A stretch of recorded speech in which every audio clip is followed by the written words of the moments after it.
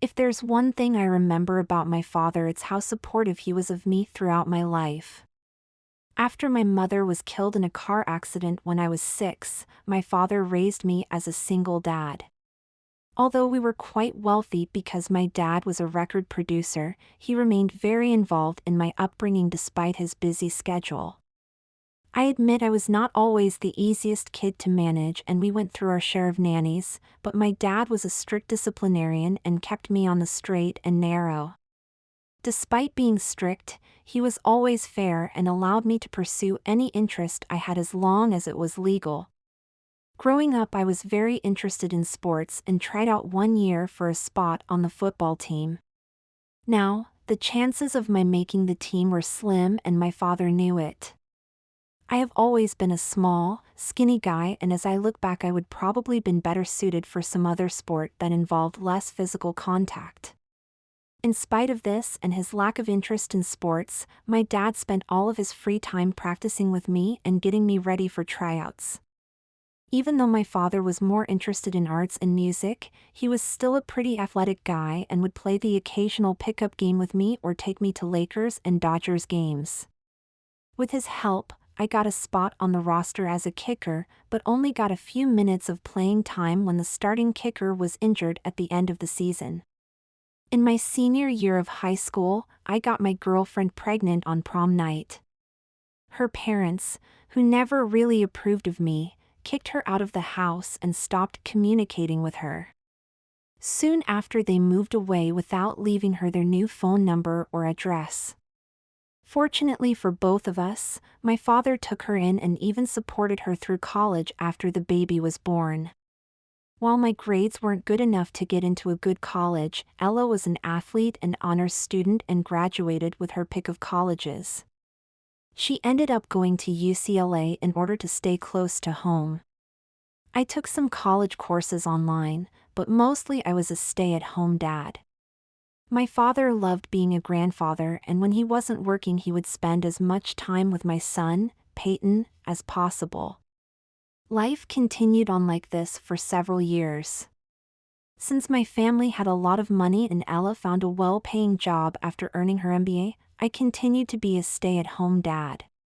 We also got married during this time in a small ceremony with our closest friends. As my son grew older, I began to realize he wasn't like the other boys his age. He didn't let us cut his hair, he liked wearing dresses, and he enjoyed playing with dolls and pretending to be a princess. All of his friends were girls, and when I tried to get him to play with other boys his age, he would shy away. Luckily, we lived in a pretty liberal neighborhood and the neighbors seemed to think such behavior was fine. I, however, felt uncomfortable by my son's feminine behavior. Growing up with the name Courtney, which was a family name, I was sometimes teased at school for having a girl's name. While no one seemed to be judging him now, I wasn't sure what kind of life he'd have once he started school. The parents in the area might be accepting, but it's hard to tell how his fellow students might treat him. For this reason, we decided to homeschool him for the first few years.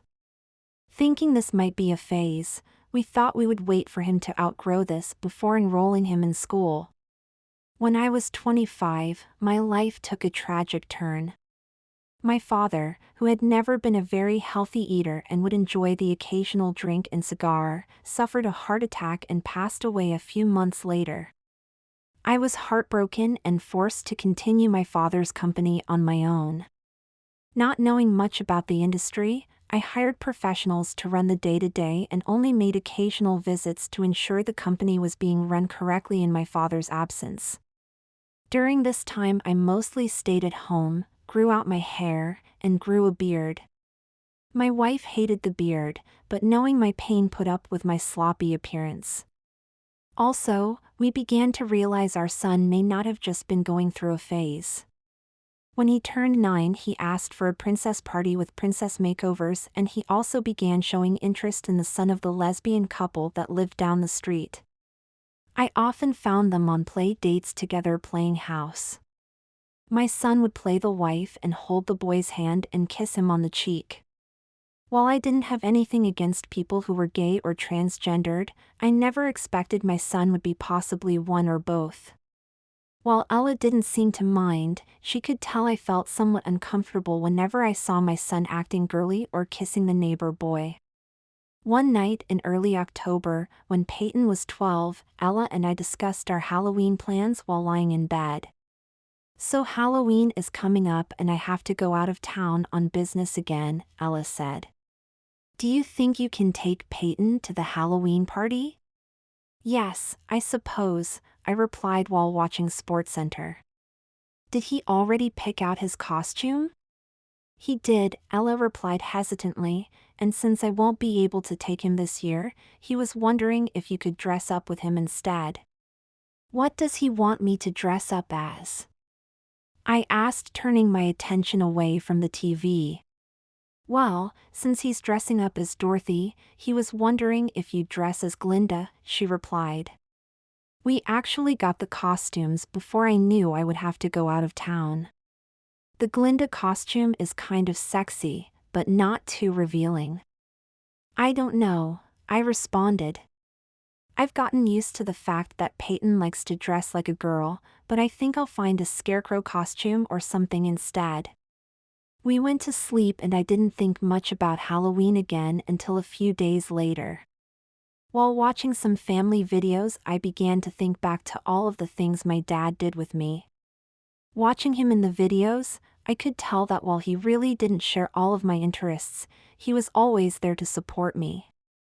I also remembered how Ella's relationship with her parents had strained, and I never wanted to make Peyton feel the same way. Having my dad's support gave me the confidence to keep on trying even when I felt like giving up. When Ella got home later that night, I sat her and Peyton down and told them I would wear the Glinda costume. Excitedly, Peyton ran over and hugged me and my wife smiled at me. We made plans to hire a professional makeup artist to help me get ready, and Ella would help me get used to walking in heels. I could also tell that Ella was relieved I'd finally shaved my beard for that night. Over the next few weeks we began preparing for Halloween night. Ella ordered custom prosthetics for me to wear with my costume, and I had my body waxed, which hurt like hell. I have to admit it did feel nice have a hairless body, but I wouldn't go through the waxing again. I also practiced walking in heels, putting on makeup and nail polish, and trying to act and talk like a woman. My wife left a few days before Halloween and I spent the next few days practicing with Peyton.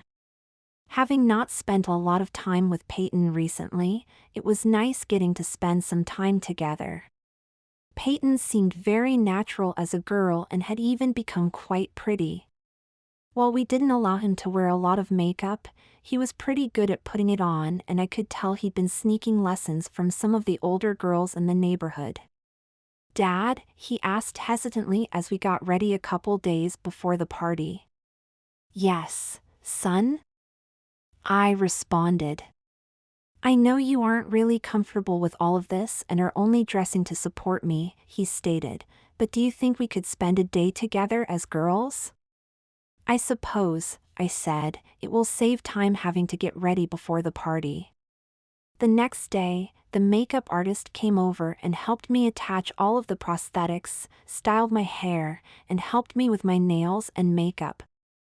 She would come back again before the party, so she helped me with a more casual style for a day as a woman. Peyton complimented me on how I looked and asked me if she could invite Dylan, the neighbor boy, to spend the day with us. Since Dylan would be seeing me as a woman at the party anyway, I agreed to let him come over. I was wearing a casual dress that ended a few inches above the knee with a pair of heels so that I could get more practice in before the party. Peyton was wearing a pair of short denim shorts and a tank top with a pair of flip-flops that showed off his painted nails.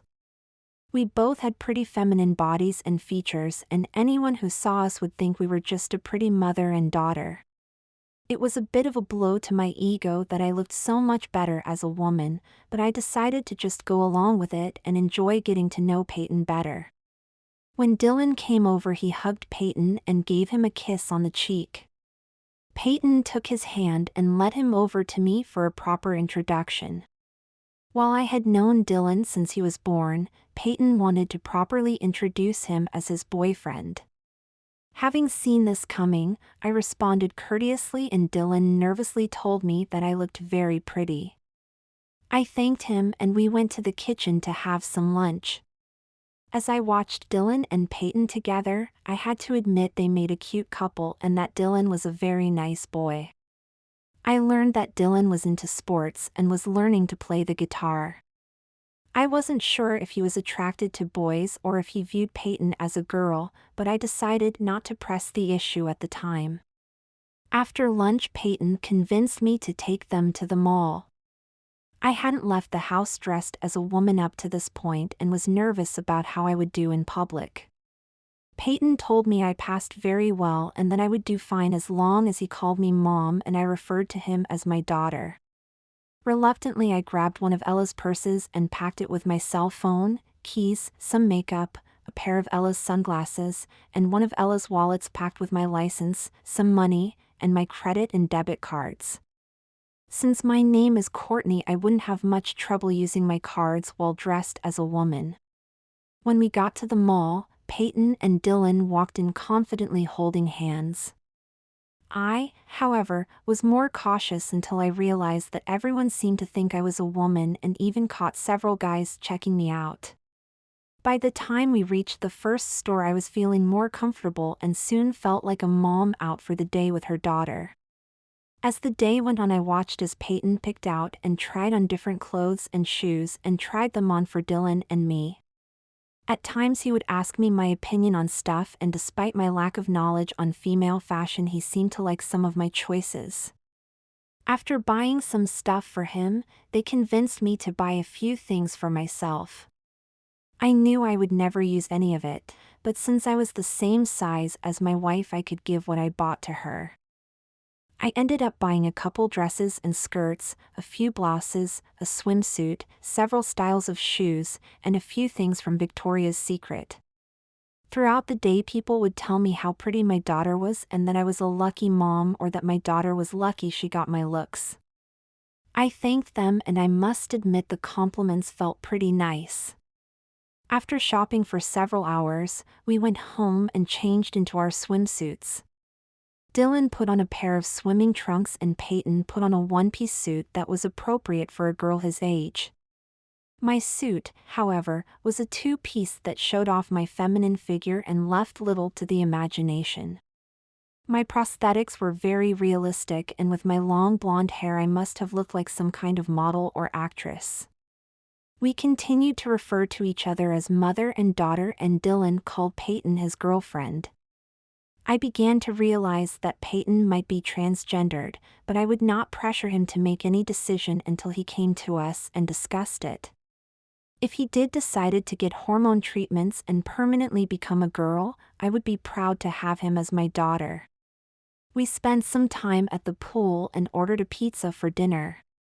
When the pizza came, I momentarily forgot how I was dressed and gave the delivery guy quite an eyeful answering the door in my swimsuit. As I paid for the pizza, I could tell the pizza guy was nervous and trying not to stare at my body. Nervously, he made his way back to the car and almost tripped as he turned back to check me out one last time. I admit it felt kind of nice knowing I had that kind of power over men as a woman. As a guy, I was never really one of the cool kids and wasn't very lucky with the girls before I met Ella. The only time I was popular was when people found out who my dad was, and even then they weren't really that interested in me. We ate the pizza on the patio by the pool, and soon after Dylan said his goodbyes and went home. After he left, Peyton asked me to watch a movie with him, and we changed into our sleeping clothes and Peyton climbed into bed with me. While watching one of Peyton's favorite romantic comedies, he fell asleep next to me. I turned off the TV and fell asleep next to him. The next afternoon, Peyton woke me up anxiously and told me that the makeup lady was there. I went downstairs in the tank top and shorts pajamas that I was wearing, and the woman complimented me on how well I was doing. I went to the bathroom to take a shower so that I could get ready for the party. Over the next several hours, we worked on getting ready for the party. I never realized before that day how long it takes for women to get ready. Eventually we were ready and I met Peyton downstairs in my costume. As I came down the steps, I immediately noticed how beautiful Peyton looked in his Dorothy costume. The makeup lady took some pictures of us before leaving, then we left for the party. When we got to the house, Dylan opened the door wearing a scarecrow costume. He told us how good we looked and took us over to greet his moms. They were dressed as the Wicked Witch and the Wizard and they complimented us on our costumes. They also seemed surprised that I made such an attractive woman and joked that I had been wasting all these years as a man and that pretty soon they might not be the only lesbian couple on the block. Soon the guests began to arrive and they would all compliment us on our costumes. Unlike the day before, everyone here knew I was a man, so I felt more comfortable not having to pretend I was a real woman. Dressed as I was, however, I spent more time with the other women at the party than with the men. Even though they knew I wasn't really a woman, I could still spot most of the guys checking me out. The women treated me as one of the moms and I soon felt like part of the group. They would occasionally joke with me though that I should dance with some of the guys or that one of the guys at the party liked me. Peyton was having a good time with Dylan and the other kids and spent most of the night on the dance floor. As the night went on, I began to get pretty drunk and had to sit down for a while. As I sat looking around the room, a guy sat down next to me and started talking to me. There was something familiar about this guy, but I couldn't place who he was. Eventually, I realized that it was the pizza guy and I could also tell he didn't know I was really a man. Soon he was on top of me and had his lips on mine, and his hands all over my body. He was much bigger than I was and I struggled to push him off. I began to panic as his hands found their way up my bare thigh and he made a move to remove my panties. Luckily, I was rescued by one of the guys at the party who told the guy that I was his wife. The pizza guy apologized and hurried away. I recognized the guy who saved me as one of Dylan's parents' friends, Mitch. He was openly gay, but was not the stereotypical gay guy that you would see in the movies. On the surface one would think he was straight. He played football in college and owned a construction business. "Thanks," I said, relieved. "No problem," Mitch responded. "I could tell you needed a hand." "How did it feel being kissed by a guy?" "Horrible," I answered, fixing my dress. "I hope I never have to go through something like that again." "I can tell why a lot of women think guys are jerks." "I feel the same way sometimes," he replied, laughing. "My last boyfriend was a real shithead." "Listen, I know you're straight and that this will probably be the only time you dress as a woman, but do you mind if we hang out for the rest of the party? It sucks being at a party alone." "Sure," I answered, then added jokingly, "as long as you don't try to kiss me." "Don't worry," he said once again, laughing, "you're not my type anyway." We spent the night talking and became pretty good friends. We were both big Laker fans and we agreed to hang out sometime and watch a game. Mitch found a new boyfriend a few months later and we would occasionally get together for couples nights when Ella was in town. Soon it was getting late and the party was wrapping up. Mitch said goodbye and left on his motorcycle. I went back to the main room and found Dylan and Peyton with Dylan's parents. Luckily, none of them saw me with Mitch, so they didn't joke with me about him. We said our goodbyes and went home. Too tired to change back to a man, I put on a nightgown and fell asleep as soon as my head hit the pillow. The next day I woke up with a pounding headache and saw Ella staring down at me at the side of the bed. She got me something for my hangover and asked me how everything went. I told her almost everything, except for the part about the pizza guy and Mitch. She was about to help me change when Peyton came into the room. Peyton was very nervous and eventually told us that he finally felt comfortable telling us that he wanted to transition into a girl full-time after realizing that he now had my support. We told him we would support him with his decision, but to make sure that this was what he really wanted first. After meeting with doctors and counselors, Peyton began his transition into a girl. By the time he was a teenager, he had developed just like the other girls his age, and eventually he had his final operation. After changing all of the paperwork to reflect Peyton as a female, we enrolled her in the same high school Dylan went to. Peyton became a cheerleader and Dylan became the quarterback on the football team. They continued dating through high school, and next week is their senior prom. Peyton is excited to go wear her prom dress and hopes she is voted prom queen. She is very popular at school and is respected by her fellow students. She is very smart like her mother and will be attending UCLA in the fall. While I never dressed as a woman again after Halloween, I did learn a lot from the experience, and it allowed me to grow closer to Peyton.